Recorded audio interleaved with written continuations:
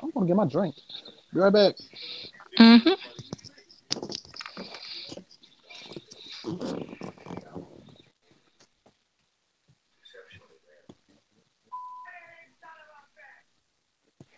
All right, folks. Didi, you got your drink.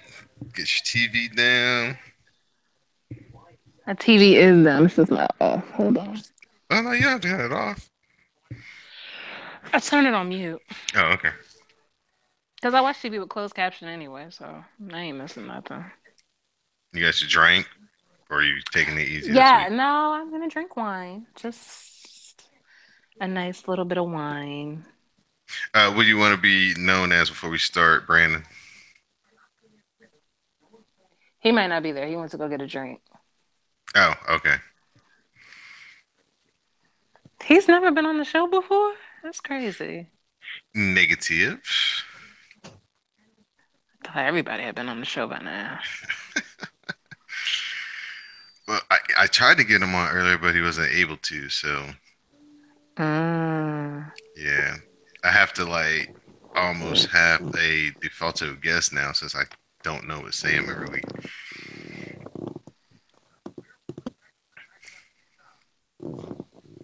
So on Tuesdays I go around and I like look for people like, who was very active in the live chat this week? Oh, true. Yeah.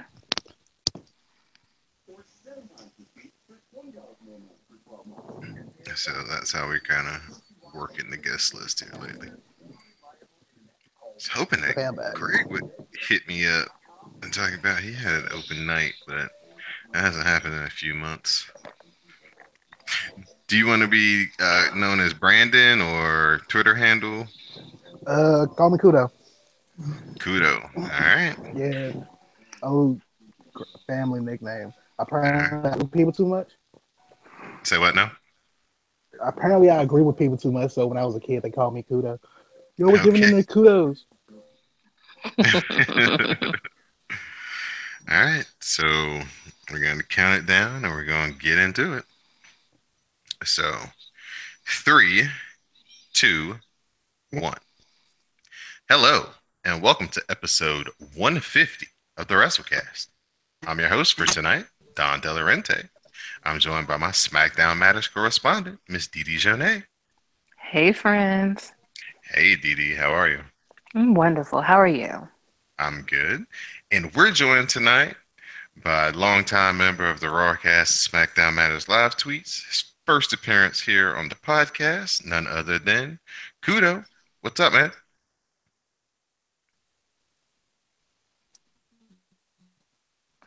Kudo, you there?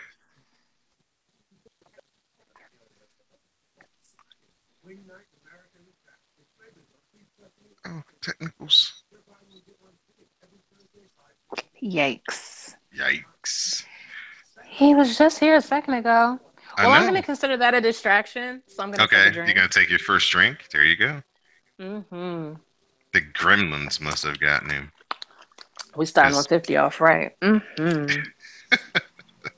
you can find the Wrasslecast every week at cspn.us.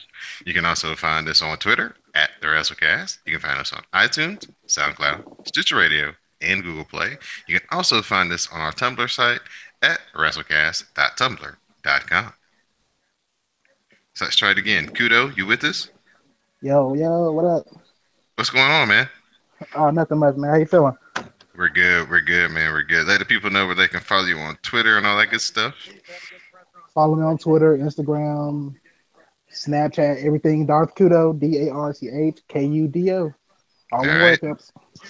Now, as a first time guest, we'll stick with the tradition of getting your origin story.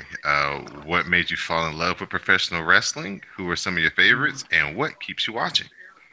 Well, I grew up in Memphis. I always used to go to the Miss South Wrestling on Saturdays. Like it was a $5 entrance fee. Me and my cousin used to go, and that really got me hooked. And from there, I started watching WWE. My favorites, naturally, The Rock. As soon as I seen him, I had to be a favorite. That guy was the bomb. But other than that, man, let's see. He said, "What keeps me watching?" I don't know the pageantry. I don't know. I like the I like the pageantry, bro. I mean, it's something. It's an escape, you know.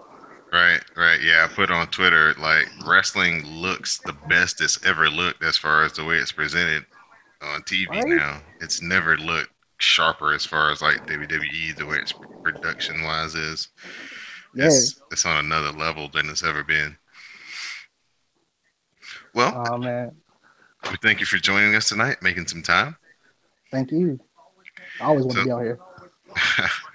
thank you for listening and being a supporter and follower of all the things that we do. Join us and all the hashtags, man. We greatly appreciate it. No problem, man. Wrasslecast rocks. So at this point, we'll get into our news segment.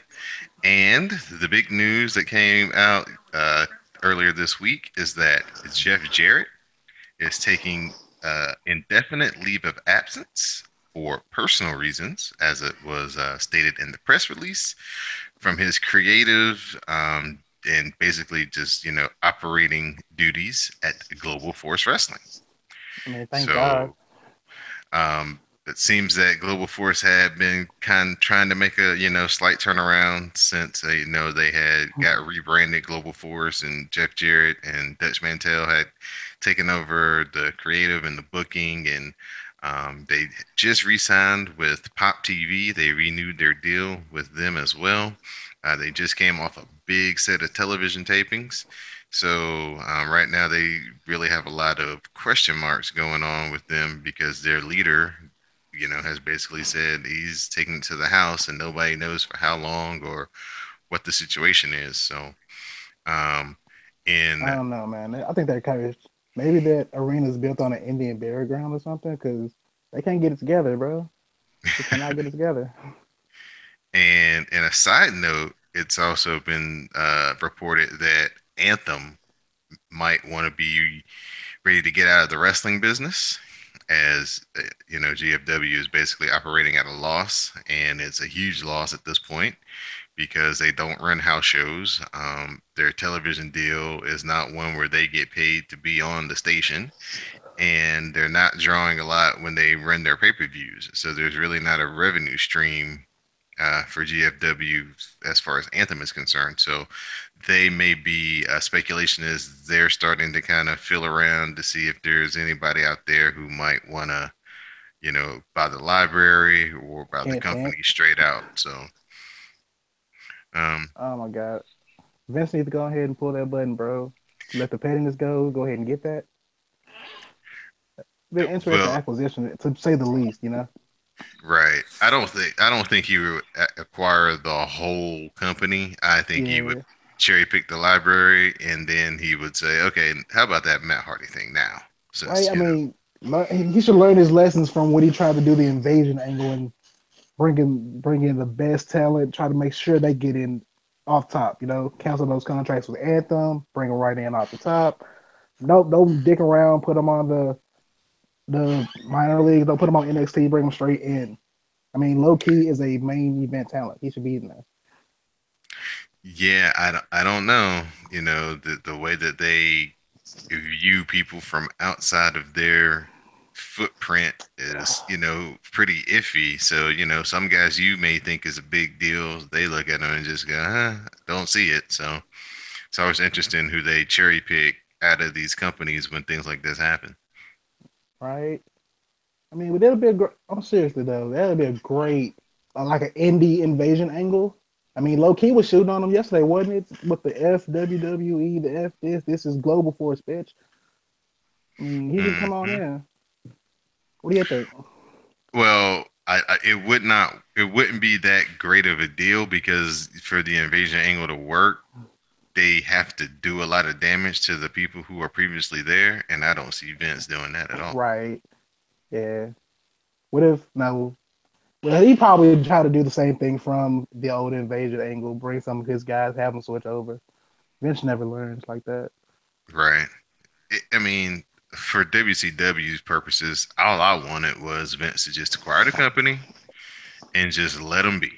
Just say, okay, we'll put the money in, keep y'all going, we own it, but it'll still be, quote unquote, the The Monday competition. Night Roar, right? Right. But, that wasn't going to happen. So, So we'll talk Um, about this week's Monday Night Raw, the only show in town from Omaha, Nebraska. oh God, We start off fast Nebraskans. this week where we have a match right off the gate. We have John Cena versus Jason Jordan. What was cool was they, brought this full circle as, John Cena's very first introduction to the world was on SmackDown where he wrestled uh, Kurt Angle. And he gave Kurt Angle a pretty good match. And, after the match, Kurt Angle had to shake his hand and show him respect and tell him, the kid's got a future here. So this is kind of like Jason Jordan's opportunity to do the same thing that John Cena did 15 years ago. John Cena reverses a side suplex into a crossbody and gets a near fall. Cena then hits the AA and he gets the win over Jason Jordan. So what y'all think about the match? Pretty decent, I guess. I mean, nothing to write home to your mom about. Miss Didi? um, Anything that ends in John Cena win is nothing I want to be a part of. Exactly. All right. So after the match, our good friend Roman Reigns comes down, calls Boo. out John for taking so long with Jason Jordan, basically saying, he's a 16-time champion. Jason Jordan's basically a rookie. Why did it take him almost 20 minutes to beat him? Or was John Cena carrying him? And so, of course, they dive into another promo battle. Not quite as heated as last week's, but, you know, is still another loss for Roman if you were, Right. scoring this at home on points. So, A bit closer this time, maybe 60-40. Cena Roman. right. But Cena didn't go turned up on him like he did the week before. So, yeah, he went man's not hot in that first one. yeah, exactly. We had an IC title match. We're going to kind of just go out of order, not going to have any particular order tonight. As we had Jeff Hardy go against The Miz. And a surprising finish here. The Miz wins clean in the middle of the ring after he counters the Twist of Fate with the skull crashing finale. So Thank Miz God holds for the on Miz. to the IC title. The crowd really is behind Jeff Hardy, so there may be a future singles run in his future if things can't get cleared up with the Hardys trying to acquire some type of a gimmick that suits them. Yeah, I mean that's always been their plan though to make Jeff Hardy the superstar he should be, I guess. But Matt's the more creative one, storyline wise. It's Hmm. weird with them. I mean, they together they're just undeniably great, but they both have their things they're individually great at. Hmm. We saw Nia Jax backstage trying to capitalize on the ending of Raw last week, where she comes into Kurt Angle's office asking why Sasha was getting another title shot, not her. Emma then comes in and she's talking her hashtag stuff, and I then hate Kurt that. Angle makes a match between Nia and Emma versus Sasha and Alexa, and if Nia and Emma win the match, they get to be a part of the title match at No Mercy. So it becomes no longer a singles match between Alexa and Sasha, but a four-way. Mm. Then, of I, course, we had later on we had a backstage discussion between Alexa Bliss and Sasha Banks, which turned very heated as usual because these two don't that ain't like each even a other. word. I mean, oh my God, I seen spit and sinew flying out of her face. I mean, she wanted to really do some damage right then and there. I would have let her do it. I'm sorry. I mean, a couple uh, punches wouldn't have hurt it. we had everybody's favorite leather coat wearing superstar Finn Balor comes out, cuts an in-ring promo about Bray. Bray comes up on the big screen. Bray says, he wants him to wrestle him as Finn, not the Demon King this time. So their program continues. Nice. Wrestling fans got to get it done this time too. I'm sorry, Bray. This ain't gonna be yours. This ain't gonna be yours, man. We had Sheamus and Cesaro defeat Slater and Rhino. Good to see Rhino and Slater out here, getting some action, not just, being the superstars at catering. Sheamus catches Rhino with the Brogue Kick, and they get the win. Did not see that coming, right? We had Uh, our 6-man 205 live match where we had Enzo, Cedric Alexander, and Grand Metalik versus Tony Nese, Drew Gulak, and Noam Dar. Enzo makes a blind tag. He pokes Gulak in the eye, and then he hits Eat the Feed. And Enzo, Cedric Alexander, and Grand Metalik get the win. I mean, what are they doing? They gonna fully pull him heel, or because if they should have pulled him heel, they should have did that like at that with that Shark Cage match. Have him drop down a brass knuck, he kills Big Show. They reunite. He's not a heel. It's just that if you're not cheating, you're not trying. That's all. Yeah, Right. He's like the thing is he's not as athletic one and technically sound as all these guys he's wrestling with. Yeah, he's not good enough, so he has Right. to resort to alternative means. There you go, DD. See, exactly. that's why you my co-host. See, it takes a heel to understand that these are just heel tactics. Didi, queen of the heel life. I'm not new to this. I'm true to this. I Later, see. later on after the match, um, 3 men were celebrating backstage. Neville walks in. Neville basically says that tomorrow night, meaning on 205 Live, there's going to be a 5-way to determine the number one contender for his title at No Mercy between Enzo, Cedric Alexander, Grand Metalik, um, Noam Dar, and Brian Kendrick. So Yeah. we get the Alexa Bliss, Sasha Banks versus Nia Jackson Emma match. Nia hits the big leg drop on Sasha. Emma tags herself in, and Emma makes the pin, and they get the win. So they will be added to the title match at No Mercy, which now becomes a 4-way. How did she appropriate a whole title match? That's weird. But I'll wait until we have to play Who You Got. I'm And just gonna. also, did y'all see that negligee on Naya's new outfit? I need that. I need her in my life. Hashtag Creepcast. Hashtag Right. Creepcast. Right. A king of the Creepcast right here. After the match, Nia snatches up Emma and gives her a Samoan drop. So Nia is continuing her, streak of, you know, destroying people after the matches. Yes. Like, so, I have an idea. Every time Naya does this, so the crowd should just start chanting "Whoop that trick!" Like on some, yeah. It'll be beautiful. We get a Braun Strowman backstage promo. He does on his steel cage match later tonight with Big Show. Then we get the Good Brothers versus Rollins and Ambrose. Club forever. Cesaro tries to come on, Didi, you got to stay in so you can hear this. I'm sorry.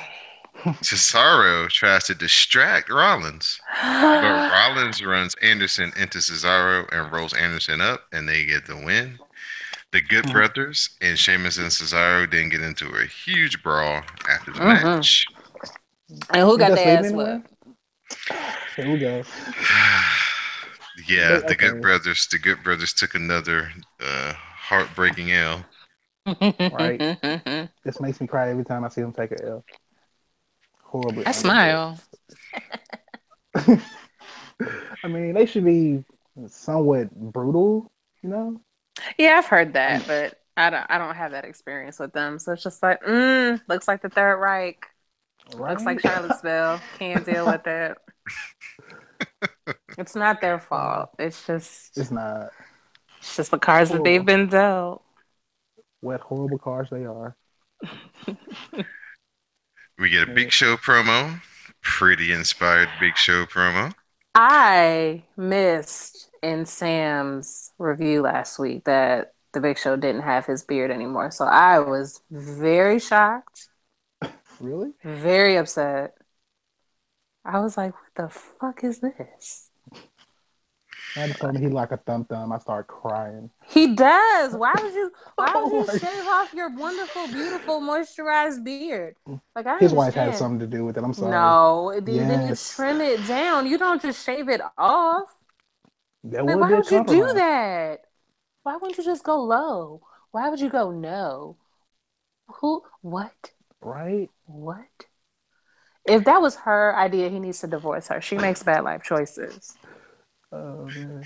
But anyway, I digress. So we get our main event of the evening: Hoss match spectacular.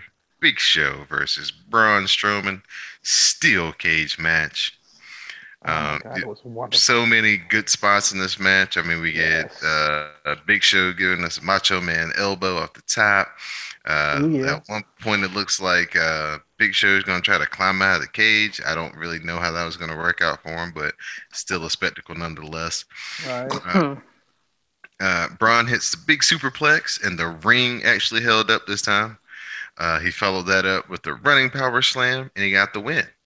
After the match, Braun cuts a promo on Brock Lesnar. And then he looks down at the Big Show, tells him it's time to put him out to pasture. And Big Show gets lawn darted into the cage, through the cage, and out of the ring. I mean, if there was any way for him to retire, didn't he come in the WWE with a cage match, opening that cage door by himself? Still, no, it's a steel cage between him and Vince. It was a St. Valentine's Day Yeah, massacre. He with came him, up through the Austin. ring. Yeah, Yeah. I'm saying grand opening, grand closing, bro. It looked like Braun collapsed Big Show whole right side when he landed. Right, my whole right side hurt. Yeah, so another impressive showing and outing by Braun Strowman. One of those. There was one moment that did take me out of the match. What happened? When the Big Show had Braun down and he decided to climb fucking cage. And I was like, but the door's right there. So Right, he was then, closer to the door. yes, he was. And so then Braun got up and like kicked him off. Right. Fell down or something. And it was like, okay, but you could still walk to the door. Like you can crawl to the door. I Hashtag was like, wrestling logic. I hate, like, it's just like, why would you do that? Like, were you concussed? Did you not remember that the door was there? Like, I wish in these matches that they would just stop making the door an option, but then you don't get like the shots of them throwing the door into the head. So I get why it's still an option, but it's like nobody ever leaves out of the door. So it's like, what? Why not? It's just over the top. Right. I didn't even know you can pin in certain cage matches. I didn't either. Right. I missed that part. Wondering where they came in at. Yeah, the whole thing of a cage match. See, WWE has they have three. There's three ways you can win a cage match in WWE. Well, so it must just be the difference between cage match and Hell in a Cell, right? Is that it? Hell in a Cell's the same way too. Oh. Well, then I don't know what the point is. But see, WWE's always had that stupid rule where you can win by either leaving the cage or pinning or submitting your opponent. They've always had. It's the dumbest thing ever because the cage is there to keep you in. So why the hell would you be able to win by getting out? But like it's just a big 4-wide situation. That's so silly. It just gives them an out so they don't have to pin somebody if they don't want to. Exactly. Makes somebody look weak. Right. That's tiresome. Right. I just if it's a cage match, somebody has to lose. I mean, that's the rules, bro. I mean, the worst way to lose in a cage match should be you standing on top of the cage while another guy's going down. You're just looking at him. Oh no, he got me. So, yeah, anything else standing out for you on Raw? What you think about it as a whole? Was it, middle of the road? It was pretty good, I mean, I especially enjoyed Naya's negligee for a million different reasons. I'm sorry, I cannot pronounce her whole name, but I got the lineup for Nene part right. I need her to email me so we can get this relationship started. Oh my goodness. I don't think she's based in Memphis. I don't seem like she wants a long distance love. Would you be willing to move? Lover. All right. I am a mobile lover. Okay. She can get this road deep. Dee, what was your overall impressions of SmackDown? Oh, excuse me. You mean Raw? I mean, yes, it's no SmackDown. It's no SmackDown. Oh, it's never good. No, it's I'm fine. It was wondering if they actually good this changed creative week. teams because they've been on one. Um, it's fine. Not enough distractions for my liking. But Yeah, the 205 match was popping when Cedric and Metalik went over the rope at the same time, but you could see that they got yeah, over the rope two different ways, and I was like, yeah. damn! Oh my I got a god, little hype. But other than that, Cedric still Alexander should SmackDown be challenging matters. for the IC title right now. Right now, he needs. Grand He needs. Metalik is low key that dude for 205. I know. I mean, and they're not just gonna. They're not gonna put him on because apparently he can't speak great English, but neither can Shinsuke, and he's amazing. It's just something else Shinsuke different. speaks with his body. Exactly. Well, speaking of the artist known as Perfect segue. Shinsuke Nakamura, we'll shift over to the Didi Jones part of the show. SmackDown Oh, Matters. Hash of the tag. yes, hash that tag. Hash of the tag. Thank you. This week's SmackDown was they were in South Dakota for a reason. Apparently, people live there. Right? So, there have been some shakeups in the announcing table.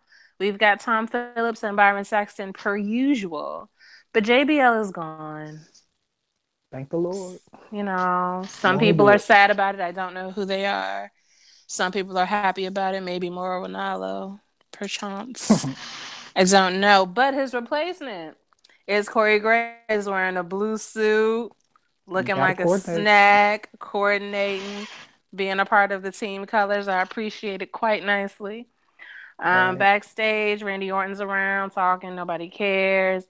He gets a whole vignette with thoughts and words and things. I don't listen because it's Randy Orton. Then Shinsuke gets one, and I was like, yeah.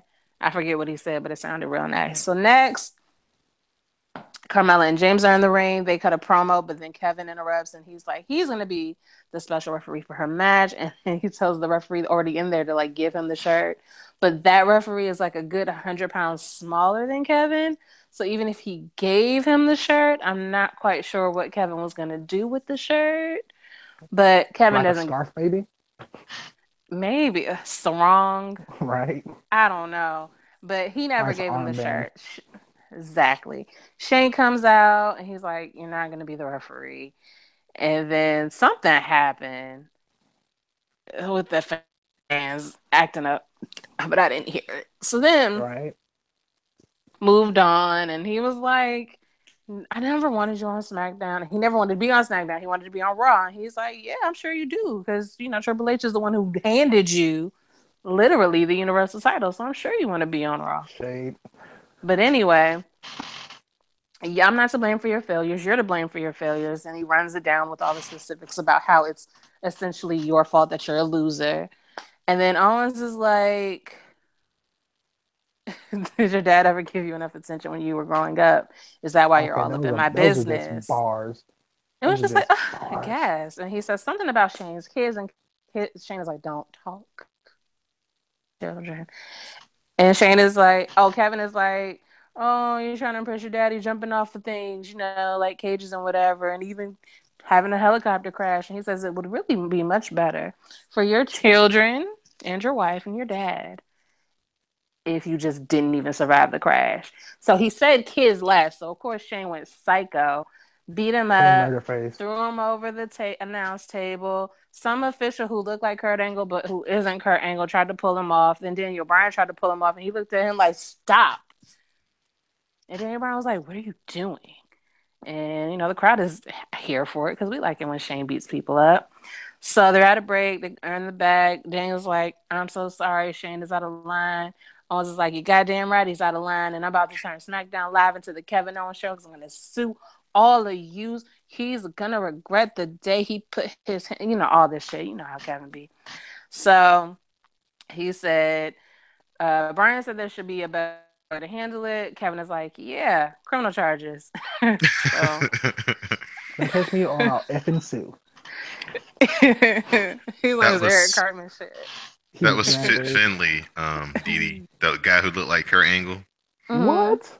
Yeah, that was Fit Finley. I thought it was his He's got twin, like Burt Kringle or something, bro. I no, swear to God, that was Kurt. he's got a bald head now. You know, he used to have the buzz cut back in the day. Mm-hmm. Fit Finley Wow. is a snack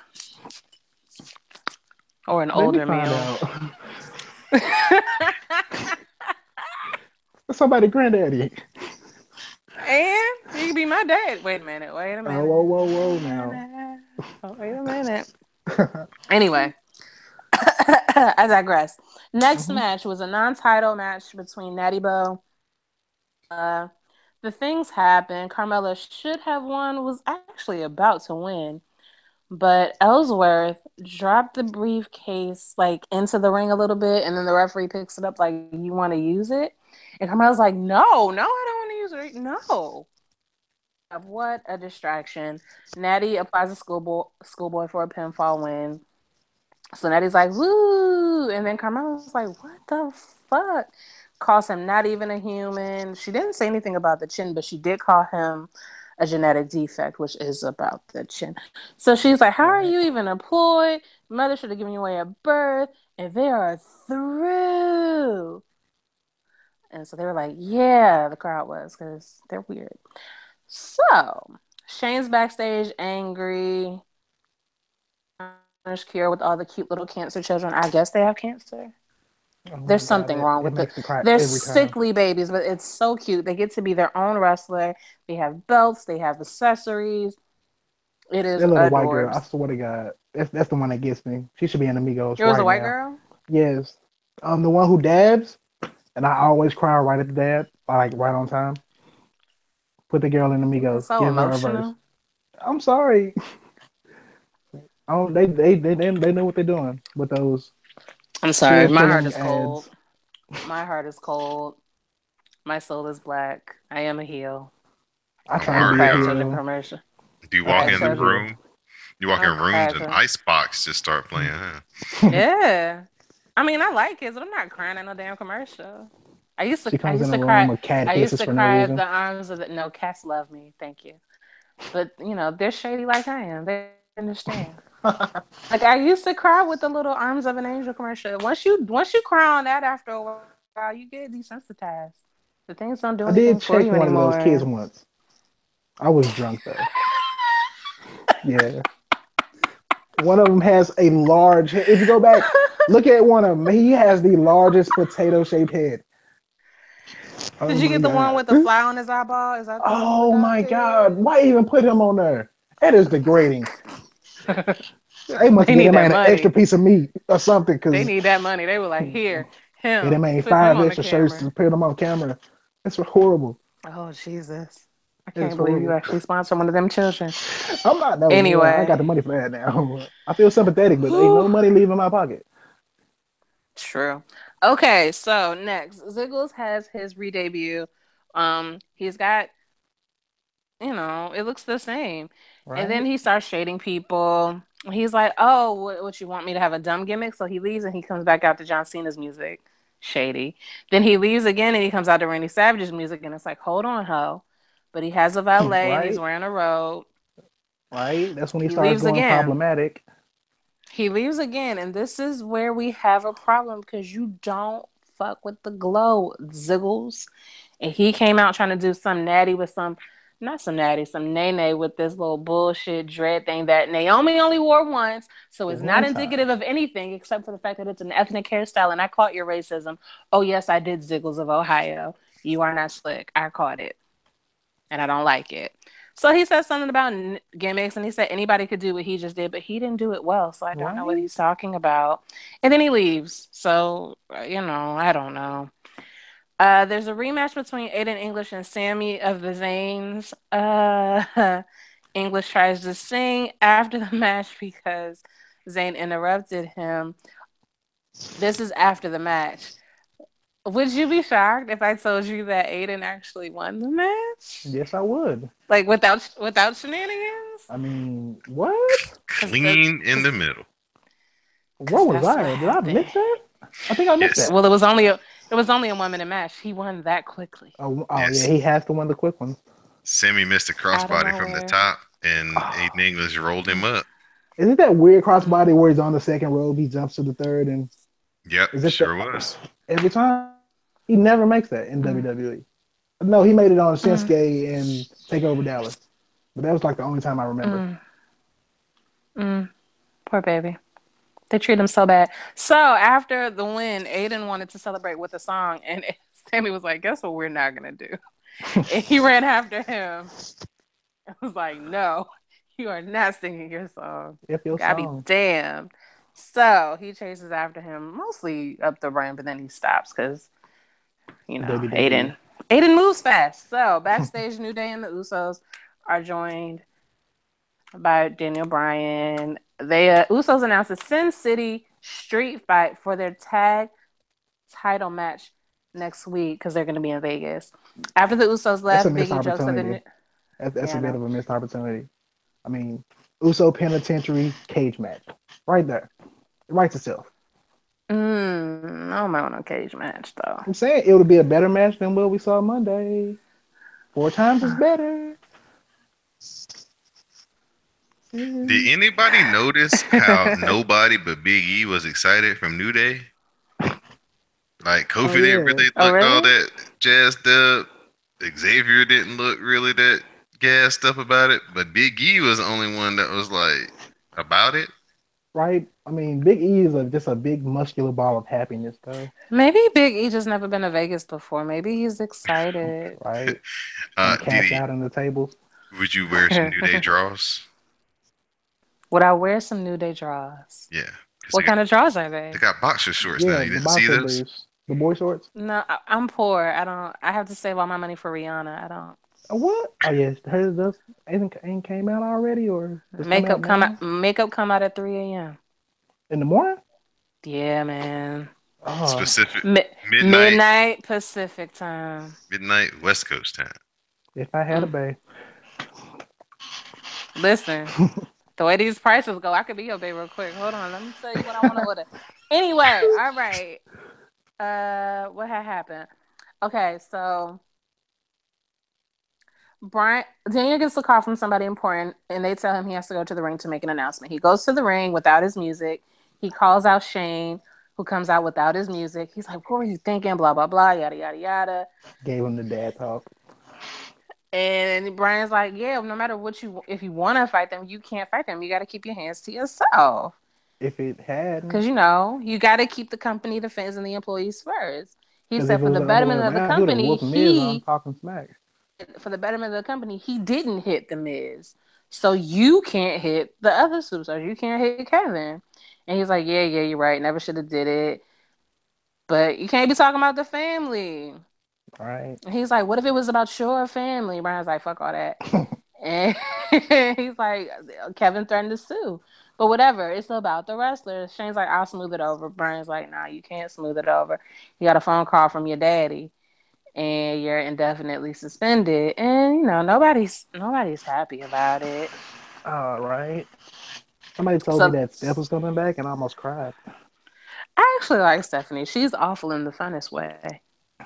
But I don't want to choose between her and Shane. I want Them both, Shane. yeah.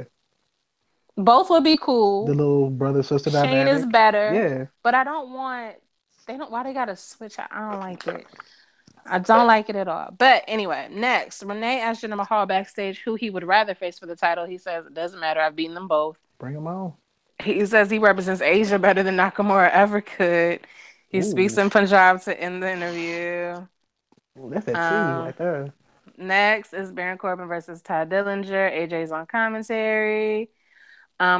Because of Connor's cure, you will see random superstars wearing gold. Naomi was in the back for the women's match with gold pants on.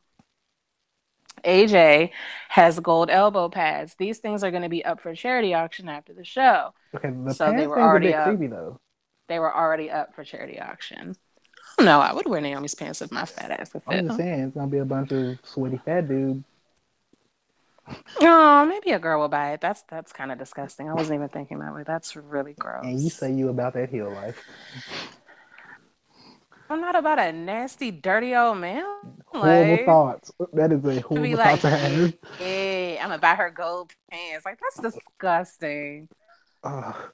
Did you even put that thought in Exactly. my head? Oh See, that's why I want you to no. come to that horrible conclusion that I'm some not even guy that kind of. I'm not that kind of heel. That's nasty. on some would you fuck me, I'd fuck you type shit. Gross. Gross. I'm So saying before that I is don't want to talk horrible. about this anymore. Before the commercial, Ty is beating up Baron Corbin, hits him with the suicide dive and all that other stuff. After the break, Corbin's in control. Then Ty comes back with some fists, a flying elbow, some boots in the corner. He slips out of a tiebreaker, boots Ty out of the ring, and tosses him into the barricade.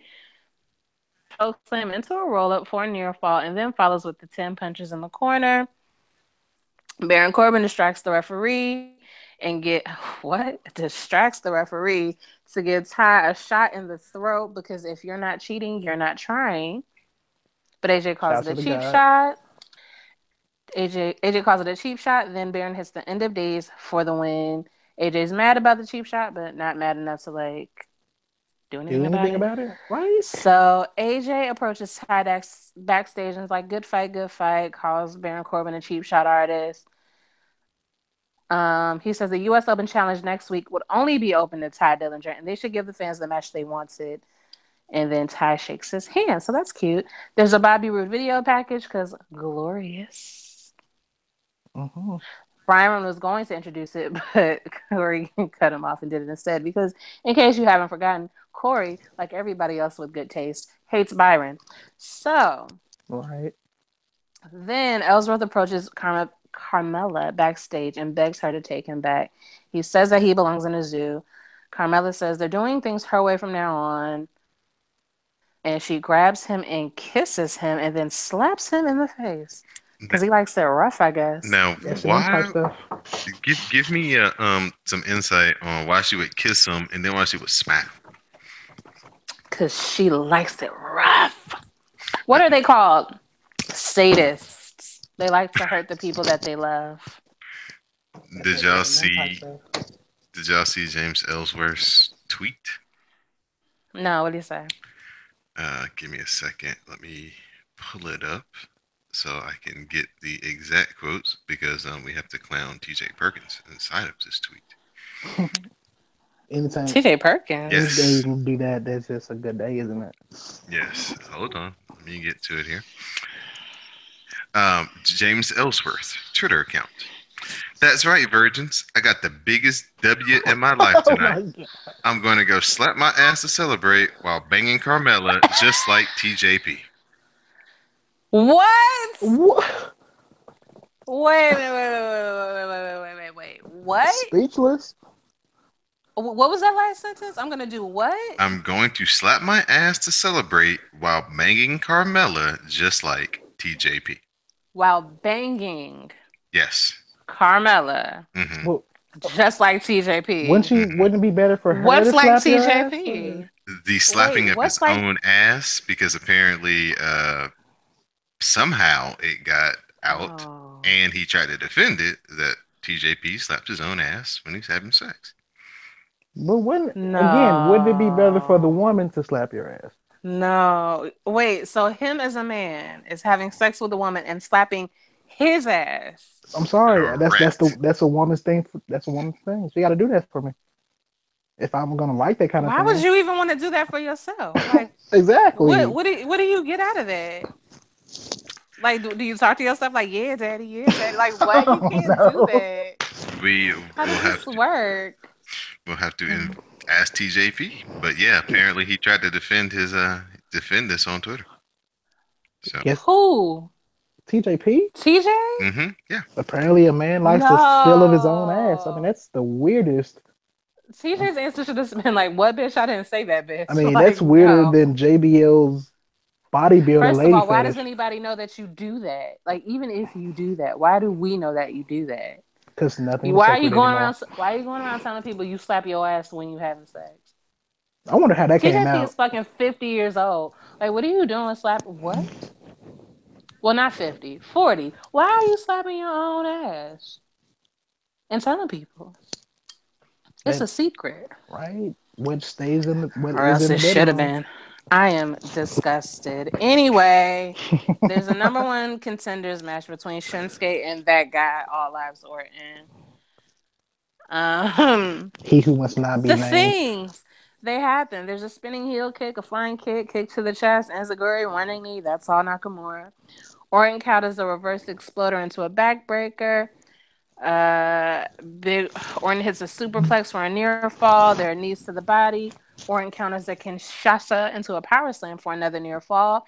Hits the draping DDT. Goes for the RKO, but Nakamura counters into an armbar. Transitions into a triangle. After a while, Orton hoists him up for a power bomb. Nakamura countered the RKO again, this time into a backbreaker. Finished him off with a Kinshasa for the motherfucking win, To bitch. his dome piece. Oh my god. I got that as a Shit gift, was and I just look at it every day. Shit was lit as fuck. So Yes. before the show Gender ends, chilling in the skybox with the Like a same brothers. like a G. Before the show ends, should have had Daniel somebody feeding him approaches. grapes. That'd be funny. Brian approaches Owens to let him know that Shane was suspended, and that was the end of that. Kevin says, "Oh no, this is just the beginning. The show would be his personal playground next week, and there was nothing Brian could do about it." And so then he tells Kevin will be there to address him next week. Ooh, in Vegas. Right. Just don't And talk that's about it. nobody grandkids. I'm saying people go crazy over the grandkids. I don't see why. They're just kids of your kids. But they're better because you don't have to see them every day. Oh yeah, exactly. They're like all the good parts of the kid that you remember You can before they had spoil the ideas kid. and thoughts and shit. You can spoil the kid, put him off on your kid. Exactly. Yeah. Grandkids apparently are lit as fuck, is what I've gathered. So Yeah. Kevin might have some problems going on. Oh, we Oh, gonna that's have gonna be lots of a problems. interesting watch Tuesday. Interesting to say the least. Yeah, I thought they did a lot to build up next week's show, Oh yeah. which is gonna be Absolutely. huge. Yeah, it's gonna. Yeah, next Tuesday is gonna be huge. They didn't do anything for Naomi though, which is She's got a title irritating. match next I week. mean, have her She only say has to do nothing. something maybe. I mean, it's Naomi, it's your most popular diva because you know Natalia is like as boring as They watching a put her. paint dry. They put her on camera. That's all she needed. Yeah. And they said they mentioned it next week, and then they ran the promo package for the title match next week, the rematch next week. So, I mean, they did enough. I just want us to see a little bit more black girl magic. Yeah, that's always good. But some people could stand not to be exposed every time we have a show, and I'll make me happy to see them and not be like, oh, well, that's just Naomi again. Yeah, okay. I get it. And at this point, we're going to let everybody know. Please support our sponsors here at CSPN US and the Wrasslecast. Help keep the podcast free. Support Amazon.com. Getting close to that time of year where people are starting to think about Christmas shopping. So please, whatever early Christmas gifts or shopping you'll do for costumes for Halloween, because that's also coming up, go through CSPN.us. Go to our website, click on the banner that says support a podcast, click on the banner that says Amazon, and do your shopping as you normally would. Some of that purchase comes back to us here at CSPN to help keep all the podcasts on the network free. So again, that's CSPN.us and Amazon.com. Do it today. Next review is for 205 Live. We had Davari versus the aforementioned TJ Perkins. Davari misses a splash, TJP hits a detonation kick, and TJ Perkins gets the win. What was funny about this match was the homie, Rich Swan, please say the homie, came out to basically watch the match. He had him a box of popcorn, and this fool literally set up a chair on top of the announce table and sat there the whole match and watched the match. Bosses do what they want. Next, we had Drew Gulak versus Akira Tozawa. Before the match, Drew Gulak comes out and he says he has a PowerPoint presentation for his agenda to make 205 a better and safer place. This was he had 277 slides of his PowerPoint. His first rule was no jumping from the top rope. His second slide was no jumping off the middle rope. Then Dang it, at Tozawa that point, I just lost it. I mean, really? No jumping? then Tozawa came out. It's like Uh, basketball with no dunking. yeah, so Tozawa hits a spinning heel kick, then he hits the atomic senton bomb, and Tozawa gets the win. There is this one little funny part though, where Drew Gulak was like stomping on Tozawa, and he jumped off the bottom rope, and Nigel McGuinness, who was the new 205 announcer, was like, "You see, that wasn't in the slide, so that's perfectly legal." Main event time. Cedric Alexander, Grand Metalik, Enzo, Tony Nese, and Brian Kendrick, Fatal 5-Way, number one contenders match. Basically, Cedric goes ballistic and eliminates Tony Nese, Grand Metalik, and Brian Kendrick, all with the lumbar check. I love that Enzo move. sneaks in after Alexander eliminates Kendrick, and Enzo gets the win via a roll up and pulling the tights. And now Mm-hmm. Enzo is your new cruiserweight number one contender. Y'all Because think he's if gonna you're do it? not cheating, you're not what? Trying. Try. You think he's gonna get the championship, or That'd be funny if he did. he does have the charisma for it? The way things are shaping up, probably. Yeah. I mean, poor Neville, but he has the moment. He has the charisma to carry that brand about himself. Yeah, I think that's their plan is to try to, you know, basically get Enzo to be the face of 205 because he has the charisma and people seem to be drawn to him. He can't keep up as far as in-ring goes, so him being the, rule breaker, shortcutter, like Didi said, Yeah. definitely works with the logic here. So Using the street rules. uh, yeah, it's a lot of guys I heard though in 205 Live that aren't very happy with the situation of him just coming in off of Raw and getting thrust right into the title picture, kind of like a Lana situation. But you know, what can you do? Right. Roll with the punches, bro. Keep getting them checks. Next, my favorite show, NXT. Show starts with a video recap of the issues between Hideo Itami and Cassius Ohno, which has led to the no DQ main event later tonight. We get our first match. We get Cien Almas versus Cesar Bonini. Zelina Vega, aka Thea Trinidad, is on commentary, and she did a Hmm. really good job. She really, took over the commentary booth and used the Yeah. time to get herself over. A lot of people these days don't understand that when you out there to do commentary, you need to like carry the segment. They lay Right. out a lot Exactly. for you to do the talking. So she really took over the spot. I think she did great on the commentary. Almost gets revenge on Bonini. Bonini upset him earlier a few months back, and he got the win. Almost did with that hammerlock DDT.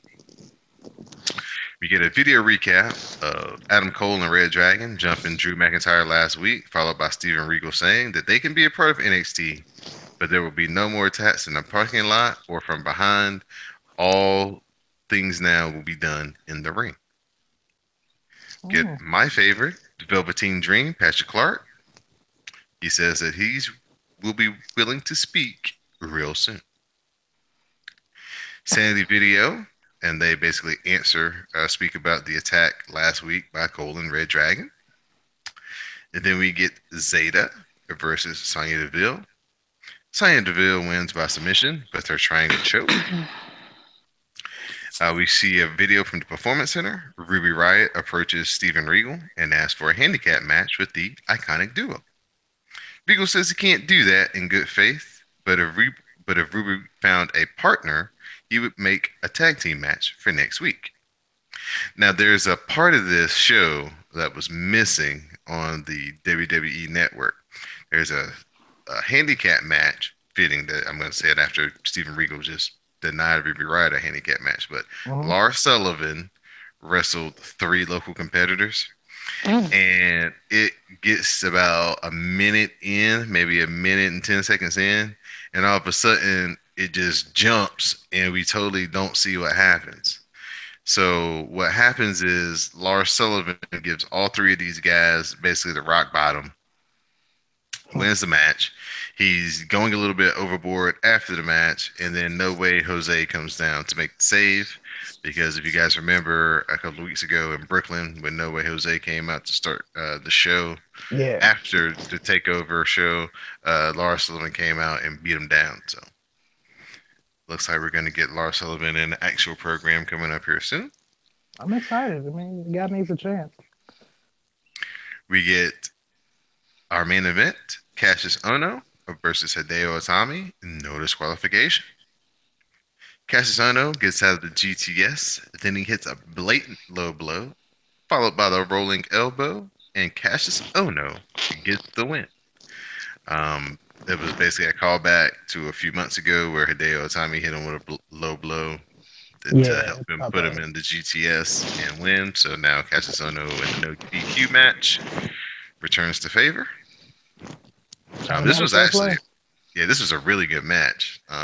Very entertaining. I really enjoyed it. Hideo Itami as a Yeah. heel definitely Right? has a lot to him. I mean, way Definitely. more than he was as a face to me. Yeah, I mean, he yeah. was just kind of just there.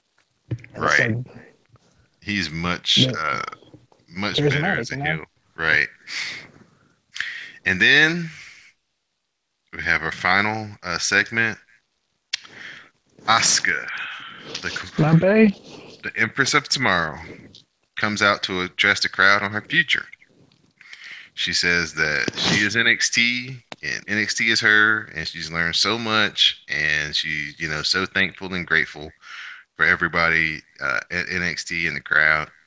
Regal says that he's been talking with both GMs, and soon Asuka will be leaving NXT. Regal says it's a great opportunity for her, but she will have to give up her women's title. So, Kind of messed up, though. I mean, Sasha didn't give hers up when she joined the main roster. Why should Asuka? You got to beat well, Asuka to take that championship away from her, in my opinion. I liked it just because it gave them an out by Yeah. her, because The injury and all that. Yeah, I get it that. gets to the point where you don't beat her. You gone this far, you haven't beaten her. Why beat her now? So just Right. just let her kind of, like they said, like she's kind of graduating. Like there's nobody left here for me to wrestle. There's no need for me to stay down here and keep holding these other girls opportunities down. So I'll just fly the coop. Once it's known that she's gonna be leaving or whatever, have to give her the title. All the women come from the back. All the women competitors in NXT come from the back, and they get on the stage and they basically give her standing ovation. And then Asuka gets back on the mic again, and she says a little bit more. And then like all the guys come out, and the whole roster basically comes out, and they start chanting Asuka, "Thank you, Asuka," with the crowd. Then Base God himself, Triple H, comes out. Triple H comes out and hands her a bouquet of roses and kind of takes the belt from her or whatever.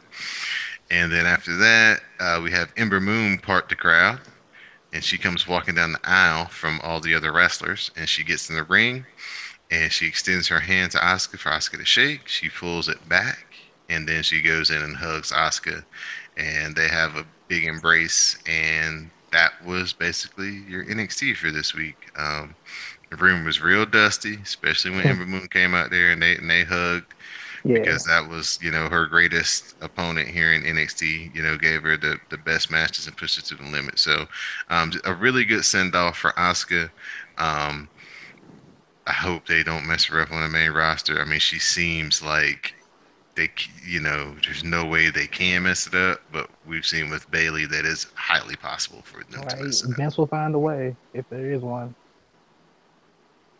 Right. So, as the NXT guy here, every week for 523 days. Asuka was the NXT Women's Champion, and we say thank you, Asuka, for all your entertaining matches and gifable moments, Yes, there's so many. and it will always remain that no one is ready for Asuka. Empress Hive. I love that woman. I'm sorry. I don't see who's gonna beat her and what's gonna. She's gonna keep that streak going. Yeah, hopefully they keep it going until they can manufacture the match between her and Charlotte. You think this is gonna happen like Mania I sometime don't know around the that? way they going. They gonna put it on TV. Ah, and I'm gonna cry and watch it and cry. So we have Lucha Underground. This is episode 99 for Lucha Mm-hmm. Underground. So next week will be episode 100, and we're getting closer to Ultima Lucha Tres. Now wait. We get Drago versus the Mac for the ancient Aztec medallion. Oh my Get god, the Mac looks like my uncle who sells weed, bro. I swear to God. Every time I see the Mac, I just want to buy a swing set. uh, get your cup ready, DD. Cobra Uh-oh. Moon distracts the Mac, which leads to an Insiguri and the Dragon's Lair roll up by Drago to get the win. After the match, the Mac hits a stunner on Drago, then turns his sight on Cobra Moon. When Pentar comes down with the fourth member of the reptile tribe, and they all beat down Willie Mack. Mm-mm-mm. Dario Cueto Somebody's is gonna in. get him. Yeah, man, I had a when I was watching this match because the Mac almost got signed to WWE Yeah, to NXT, but something they're came up with lost. like it's physical or something, right? They're So, lost, bro. so I was just thinking, man, the Mac versus Kevin Owens, man, that'd be Oh a my hell of a god. match. I need that to be a trilogy, like Okada, Omega, because Yeah, that would be just oh because on the both. mic, on the in between the ropes. I mean, what's stopping that? Yeah, that would be a highly entertaining match. They probably have crossed paths in the Indies at some point. I'm sure there's something out there between those two if you're willing to get into the rabbit hole and look for it. Right, I know I'm doing on YouTube tonight. Next, we get Dario Cueto. He's in the ring to announce the card for next week's 100th episode. Cueto makes the main event between Matanza and Rey Mysterio. Cueto then calls Rey down to the ring. Cueto tells Rey to go home, but Rey refuses until Cueto threatens to fire Aztec Jr. Rey tells Cueto that once he's done with Matanza, he's coming after Cueto next. Coming up, you N-word. We have Sleaze, Joey Ryan versus Cortez Castro in a 5-0 street fight. Uh, they had like guys with the police riot shields, like Yeah, as lumberjacks around the ring. They had various nightsticks and other type of plunder. They had like police lights set up on the term on the posts on the outside. So they went all uh, out, huh? yeah, they had a nice little setup for it. So Castro gets the win after giving Joey Ryan a running Michinoku driver onto a bunch of those police shields that were stacked up into the ring. Yeah, that Mm-hmm. sounds like a dope spot. That sounds like a dope spot. Oh, it was. Yes, it next, was. next we have Matanza versus the whole Rabbit Tribe. So another 3-on-1 handicap match. Matanza gets the win with the running power slam with the power slam he does. I forgot what the name of it is, but yeah, the little swinging power slam he does. He Yeah, did that to Paul London and got the win. Prince Puma then comes out to tell us who will be on his team next week in their tag team match versus Johnny Mundo. Well, of course, that causes Johnny to come out. Johnny and Prince Puma have a face to face in which the match for the Ultimate Lucha 3 now has stipulations. Johnny says, if I'm going to put up my belt, you need to put up something too. So, how about you put up your mask? oh, Prince oh, Puma agrees. he does. Oh, Then this is gonna be on. Dario Cueto comes out and goes one step further. He says, mask isn't enough, Puma, for a match this big.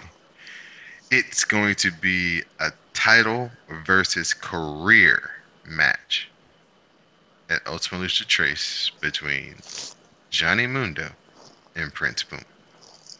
It sounds like a dope match. It's gonna be some. I don't know. With Mundo, this is gonna be a great match. You know that much, but could be some shenanigans. Oh, it's gonna be a whole bunch of shenanigans. You already know. Haven't you heard of Worldwide Underground? Yeah, but I would just want to. If I were booking it, I'd just have it a straight match. Shenanigans at the end, just to determine the winner. Other than Yeah, that, this got to go straight down the middle. This is gonna be a hell of a match. I'm saying at least a 4 star for Meltzer. yeah, yeah. Definitely has the potential to be something else. Dee, what did you think about Lucha Underground this week? Were you entertained? Yes, I was. What did you have a I favorite? can't with Cobra and her people. That one guy's mask is exceedingly Large. creepy. It's Mm-hmm. just it's unsettling. But yeah, I enjoyed that match and I enjoyed the street fight for real with the hot coffee, quote unquote. Oh yeah, yeah. He poured hot coffee onto Jerry Ryan's money Man maker. parts. Mm-hmm. Yeah, Always a good Yeah. spot. yeah, yeah. They did a whole bunch in that match. I mean, he's Castro suplexed him off the damn announce table on the floor. That's a Ouch. pretty nasty spot. It His neck and his back. had some nightsticks. Castro got busted open at one point from the nightstick. So yeah, yeah, that was a really good match. I mean, I don't really care for Joey Ryan's wrestling ability, but he showed a lot of heart and toughness in that match. So got to give the props where it's due. Now at this point, we'll go into our final review, the Mae Young Classic, Round Two. The block episodes are now available on WWE Network. So please take the weekend, catch up on the second round of the Mae Young Classic because we have the finals coming up this Tuesday night on the WWE Network after SmackDown. Hmm.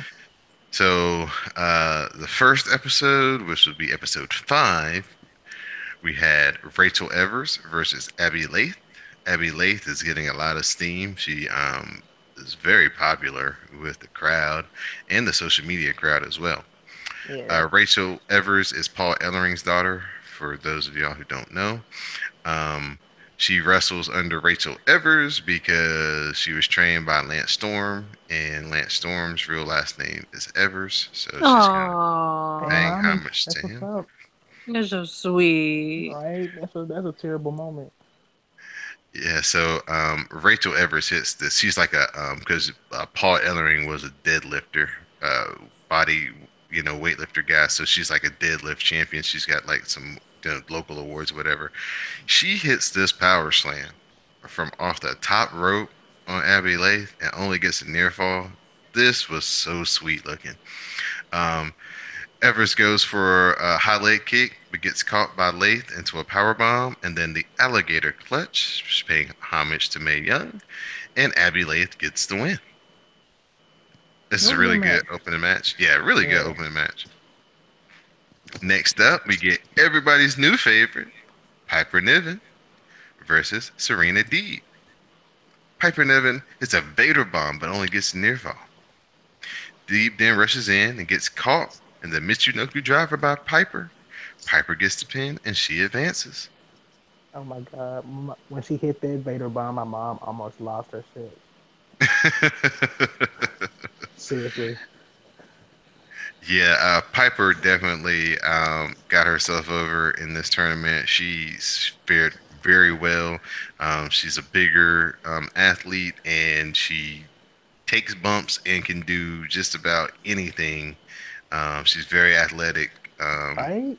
So yeah, she's definitely got a bright future. Get one of Didi's favorites from the first night, Princessa Suhei versus, I think, your ultimate favorite, Mercedes Martinez. Mercedes I don't know who that Martinez. is. Mercedes Martinez was the lady who had all the tattoos in the very first episode. Oh yeah, the little angry woman. Yeah, yeah, Hmm yeah, yeah, yeah. I did like her. Mercedes Yeah. counters Suhei's finisher and gets the Fisherman Buster to get the win. Ooh. Yeah, Ooh. Right. I'm glad Suhei's gone because that name does not say Suhei, and I don't appreciate them trying to pretend that it does. yeah. The main event of night five might have been the best match out of the whole second block of episodes. Yes, We have Kari Sane versus Bianca Belair. my baby versus my baby. This match was great. I mean, Bianca Belair whipped that ass with the hair. Yes, for the Um, culture, you gotta add that. yes, Bianca Belair just looked fantastic. And Sam sent me a text that he wanted to make sure that everybody knows that he thought Bianca Belair looked fantastic in this match, much better than her first match, and that she came off Oh, looking strong infinitely and better. her future is bright. Oh yeah, Bianca misses a spear, which was her finishing move, which gives Kari the opening to hit that gorgeous looking top rope elbow and get the win. work of art, isn't it? I'm like, oh my god, how does she bend like that now? Yeah, it is pretty cool looking.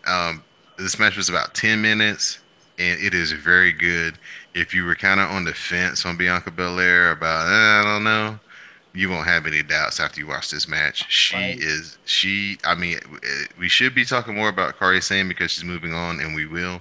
But this was definitely a case of somebody getting themselves over while taking a loss because she was so impressive in this match. exactly. I mean, she beat a woman with those bundles. I mean, how much for the culture can you get? She did it for us, bro. She did it for us. Yes, it was definitely a highlight watching that on Monday, Labor Day. So much fun. I am here, like I said, I am in the driver's seat of the Bianca Belair bandwagon, and there's plenty of room to get on board, but it will be filling up fast. Exactly. Will be filling up fast. So night six, we get Tony Storm, as I like to call her, Tony with the good hair, versus Lacey Evans. Basically, two Tony Storm is from New Zealand, I think. Two basic, blondes, going at it here. Lacey Evans used Hmm. to be in the Marine Corps. She's kind of got like the 1950s pinup, thing going on. Tony Storm hits the strong zero and gets the win over Lacey Evans. That is a good finisher for her. Yes, yes, it is good. She does the hip attacks with a little whine and grind to it. So Tony Storm's got Yeah. a lot of charisma in ring. Her outfit coming to the ring is pretty cool with the little top hat or whatever. So I mean, Exactly. she's got a lot of charisma and just like what I like to call the E with her. So Right. she Great should pageantry. yeah Wonderful moveset. She's yeah going she should places. yeah she should be going far. Next we get Mia Yim, aka Mia Yum Yum, versus Shayna Baszler. Mia goes for 450, but Shayna gets the knees up and gets Mia into the rear naked choke, and Shayna Baszler gets the win. This was a very good match. I thought Mia pushed Shayna, maybe more than anybody has so far in the tournament. Yeah. Um, she just made that one mistake, and I like the way the story was. Well, that's just how dangerous Shayna Baszler is. If you give her the opportunity to get your throat, that's all It's she wrote. over. It's a wrap. 20-year-old sensation, nearly 6 feet tall, Rhea Ripley versus Dakota Kai. Rhea Ripley gets caught in the tree of woe, and Dakota Kai is able to hit the double foot stomp, and she gets the win. Basically, Dakota Kai did the Alberto Patron Yeah. finisher that he was using in WWE when he came back for that brief Yeah. little stint. Rhea Ripley is going to be really good. If she gets signed, yeah, she's going to take over Right. because she could be like the new Best Phoenix. I know, right? That's what I was thinking. Like And Beth Phoenixy, you know? I think that Bianca Blair could pull off something like MVP Why because she haven't has created just giving you jobs yet. because she has all the real athletic merit, and she also has that That EST. cockiness. Yeah, and Yeah, she has that EST where she's like, I'm the, and the EST stands for, the est. She's the yeah. prettiest. She's the Hmm. baddest. She's the, So She yeah, ain't lying either, she's the strongest. So yeah, I think that she could really pull off something like an MVP type, you know, right? thing. It'd be wonderful if she just comes out on SmackDown to Bodak Yellow.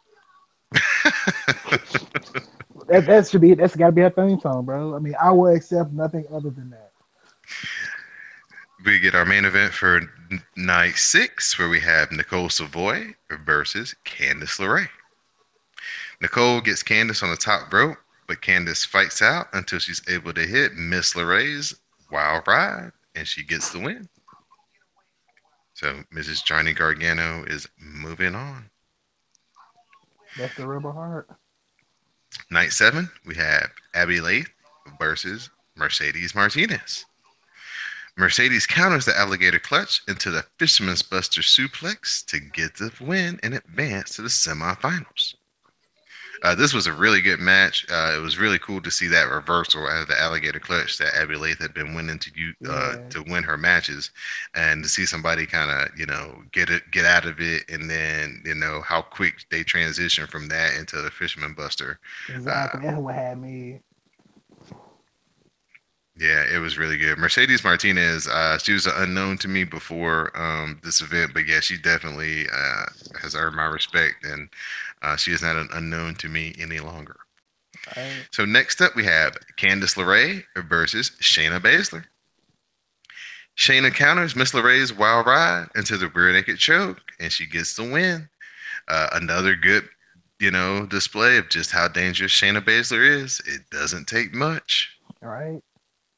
and She's gonna choke somebody the hell out. I'm like really choke somebody out one day. It's gonna be hilarious. it almost was Candice LeRae because she held on to it a little bit longer than Yeah. she had been so far. I don't know if she felt like Candice might have hit her with a live round or something, but yeah. Right. So Something's there. I want to know what that is right. because she held that for a little too long. Match of the two upstarts. It was Piper Niven versus Tony Storm. Tony hits a belly to bat suplex off the second rope to Piper, and then she gets the win with a top rope leg drop. So Tony Storm is moving on. Piper Niven, another strong showing. She definitely got again another person who got themselves over, and definitely has a lot of buzz coming out of this tournament. Then we get our main event: Kari Sane versus Dakota Kai. Kari follows up the Alabama Slam with a big elbow drop, and she moves on to the next round. I mean, that woman's gonna go at least 5 times champion of WWE. Yeah. Night 8 was the semifinals, and that consisted of Mercedes Martinez versus Shayna Baszler. This match has a very intricate backstory as Mercedes Martinez basically trains Shayna Baszler. They are friends. Um, Basically, when Shayna Baszler was doing her wrestling, first starting out in wrestling, she was a part of Mercedes Martinez's crew. So, we've got a lot of, history between these two ladies. Yeah. So Baszler hits the Falcon Arrow and transition into the rear naked choke onto Martinez, and Shayna Baszler advances to the finals. She's This gonna was a choke them all out. this is a really good match just because Mercedes had a bunch of counters to what Shayna was going for, um, and so it was kind of like teacher versus student in that way. So it's a Yeah. really good match, really good story. And then our last semifinal match: Kari Sane versus Tony Storm. Kari Sane fights back from being in an armbar. She fights free and she eventually hits that top rope elbow drop again. And Kari Sane gets the win. So your finals this Tuesday after SmackDown gonna be Shayna Baszler versus Kari Sane to determine the winner of the Mae Young Classic. During this block of episodes, I think it was after the first episode, they showed a confrontation between Ronda Rousey and her crew and Charlotte, Becky, and Bailey outside of the Full Sail arena. So it looks like there may be something brewing between the four horsewomen of MMA and the four horsewomen of NXT or WWE. So, Dee Dee, let's bring you back in real fast. Would you like to see? Yes. Would you like to see Ronda Rousey and her crew versus No. Charlotte and her crew at Survivor Series? No. No, No, I wouldn't. that No. doesn't that doesn't interest you in the least little. She's not a wrestler. She's just a MMA At Hmm. this fighter who point, she's kind of lost just a name. embarrassingly, and then decided to tell everybody she was part black when she became a loser. Like I didn't appreciate that shit.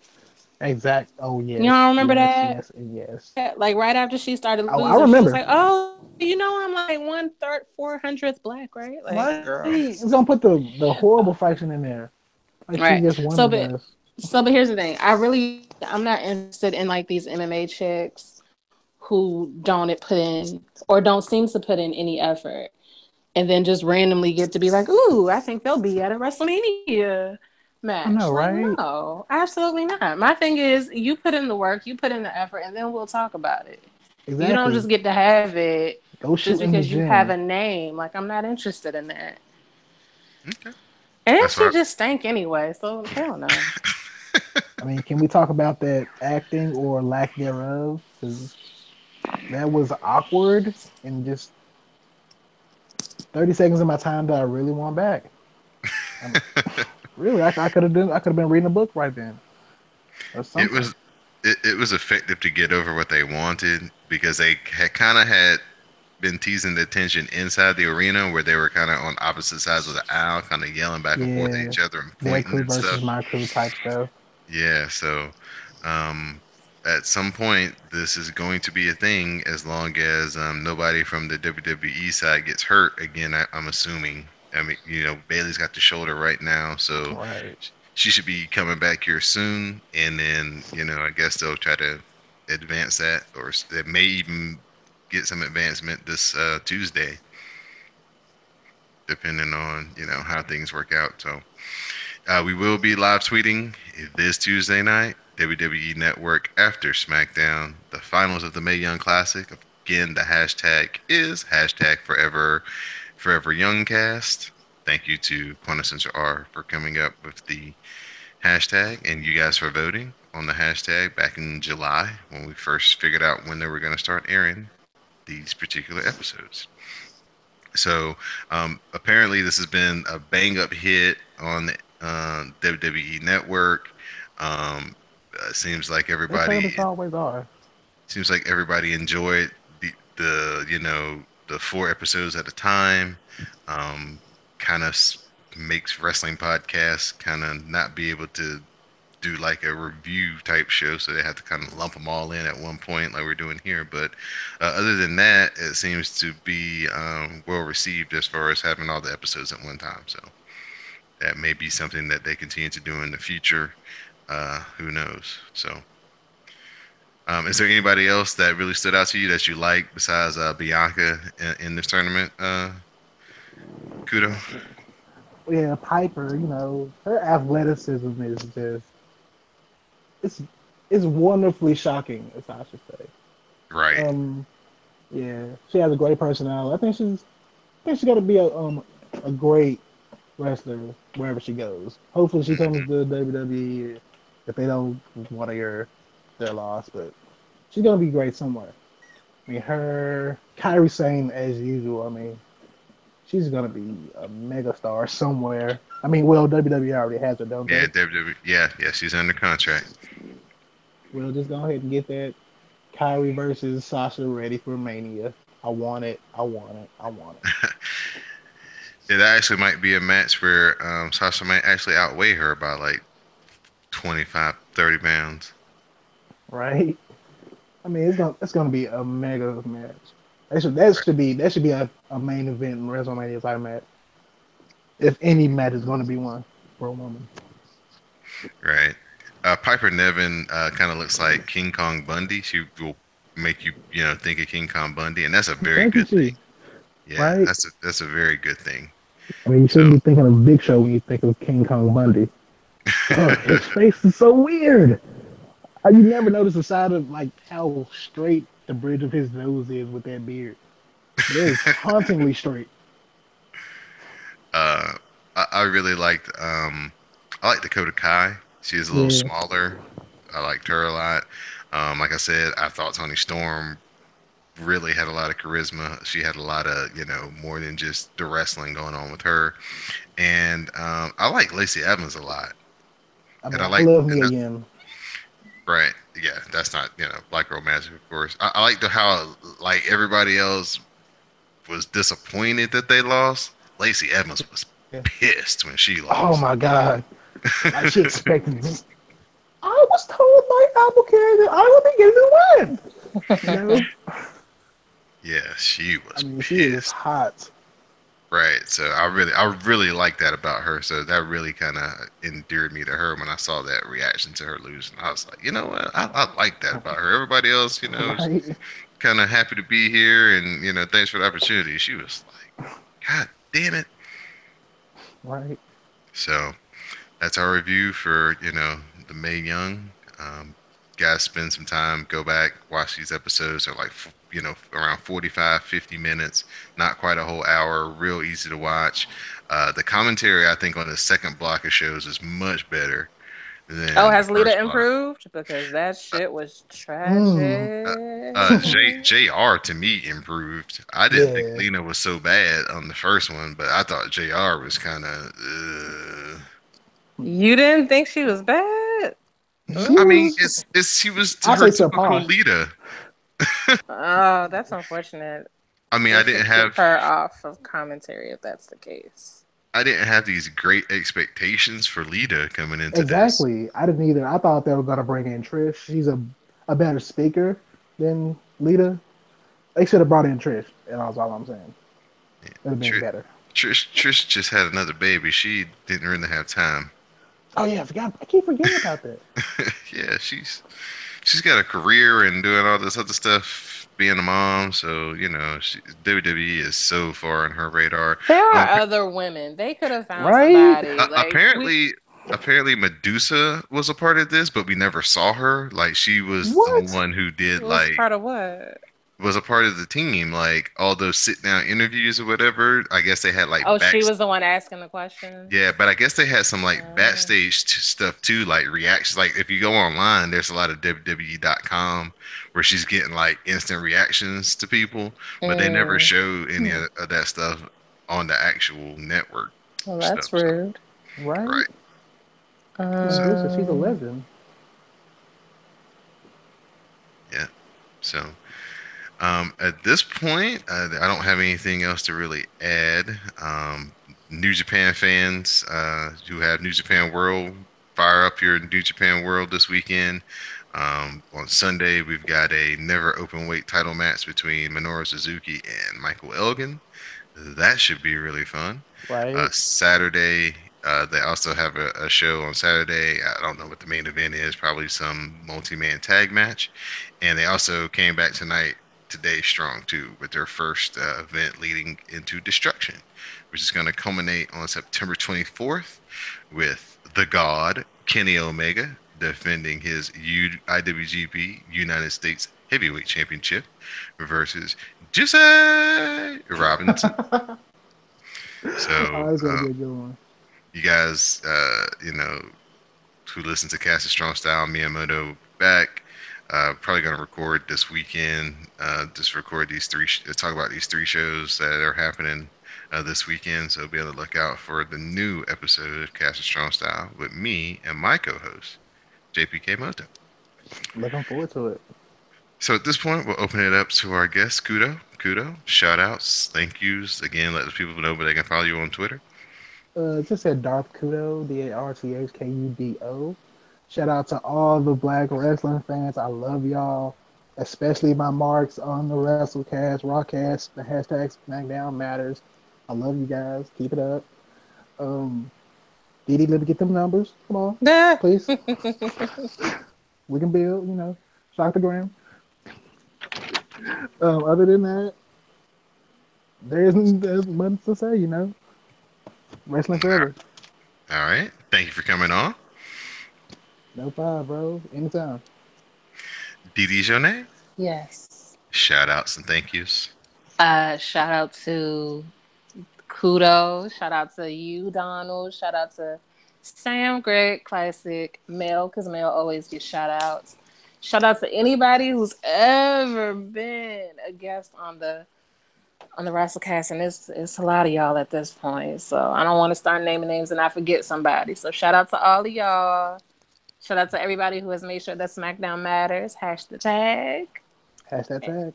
That's right. And I mean, I hear you, Kudo, but I don't want to get in the way of you and Naya, so I don't know. I don't know. But yeah, that's all my You shout right. You right. outs. Thank you. Thank you. I'd like to give a shout Mm-hmm. out to our guest, Kudo. Of course, my Thank you. SmackDown Matters correspondent, Didi Jonet. I'd like to give a shout out to Sam, Greg, Classic Materia. Of course, Mel, because she always gets shout out. Shout out to everybody Mm-hmm. here on the CSPN.us, providing great content, great podcasts for you guys to listen to. And again, I'd like to reiterate Didi's words. Thank everybody for being a guest, for showing love, for sharing the show, for tweeting inside the live tweets, interacting for 150 episodes. Didn't had no idea that we would still be doing this almost 3 years later when we got this band together to talk about wrestling, and it's fun. It's the highlight of my week. I look forward to talking to Dee Dee and Sam and whenever we can, Greg and our guests. So, continue to share the show, rate it on iTunes, give it 5 stars, so people can say, hey, what is this, show with these 5 stars, with these black people hosting it? Let me take a listen so we can get our numbers up and get more people involved and in tune to what we do here at the Wrasslecast. So, for our guest, Kudo, Yo, my yo. SmackDown Matters correspondent, Didi Jonet, Ow. I'm Don Delarente, and this has been episode 150 of the Wrestlecast. Stay tuned for the parting promo, and we'll see you guys next week.